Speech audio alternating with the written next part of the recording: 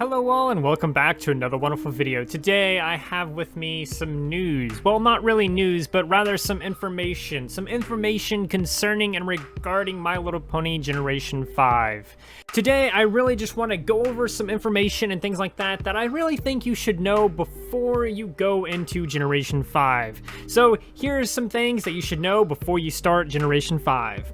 Starting off with number one, and this is honestly, this number one reason here is the reason why I'm making this video, because I'm still getting comments and I still see people being extremely confused and things like that over this. But Generation 5 takes place like a very, very long time after Generation 4. Generation 4 is canon, but it is considered quote-unquote ancient times. Now, that means there is a very, very strong chance that we are not going to see any of the Generation 4 cast make a return. Now, that's not guaranteed. They could technically make a return as some form of flashback scene or something like that, but they are not technically going to make a proper return. They're not going to be the main characters at the very least. So that is the first thing that I want you all to take note of before you start on Generation 5, because it takes place many years after Generation 4. I would be willing to bet that it takes place 1,000 years after Generation 4, but only time will tell. But we do know that for sure it is going to take place so far ahead that Generation 4 is considered ancient times. Number two is that Generation 5 is a modern fantasy, so to speak.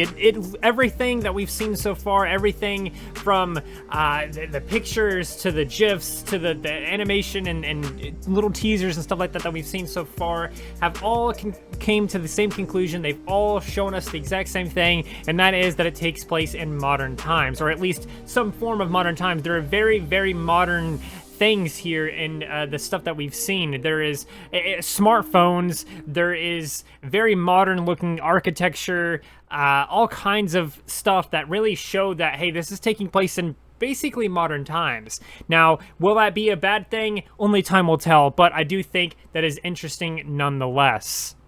Number three on this list, and this is something else that a lot of people also seem to be confused on, and I'm not sure why, but I have gotten comments about it before, and I've also seen people confused in other places and stuff.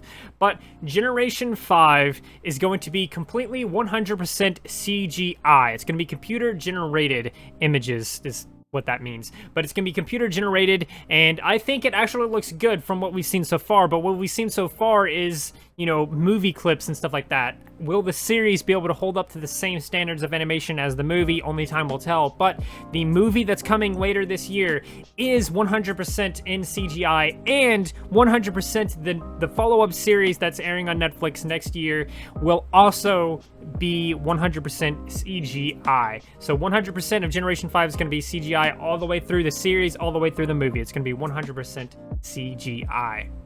Continuing on with number four, Generation 5 is starting with a 90-minute movie to release on Netflix on September 24th. That is really exciting. It's going to be 90 minutes long, which, if for you guys that might not know, that is an hour and a half, which is pretty standard for movies and things like that. But it's going to be an hour and a half long, or 90 minutes long, and it's going to air on September 24th. Generation 5 is going to have 5 main characters instead of the 6 that we had in the previous generation. Every single one of these characters are going to be a brand new character. We have Hitch, we have Zip, we have Pip, those two are sisters, then we have Izzy, and we have Sunny Star Scout, and we might also have some form of sidekick character and what is referred to in the description as a cute flying Pomeranian. But there you have it. There's only going to be 5 main characters. Any other character that we see after that is going to be a complete surprise to literally everyone, because there's not even slight tease that there's going to be a 6th character anywhere.